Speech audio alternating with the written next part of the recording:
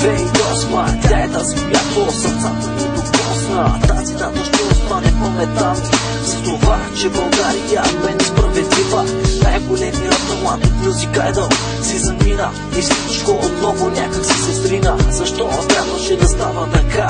Наша ни мястото и беше на финала. Постоянно връщам метода назад и се питам, защо всички трябваше да мине този аз. Всички я подкрепяха до тогава, докато казаха, че някой друг остава, а истинските фенове го правим и сега, защото Шани е завинаги в нашите сърца. Както вече на всички им е ясно, за годините си тя бе просто прекрасно. Обича сцената и това си личи, танцува и бее за феновете си. Мила, търпелива, раздава автографи, без спира снимка там. Как се справя, чак не знам. Постоянно е с усмивка на лице, която радва всяко младо българско сърце.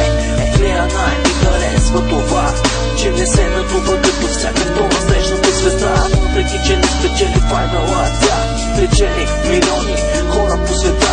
За истинските фенове ще кажа това: Idol Shani.при форума на нашата звезда.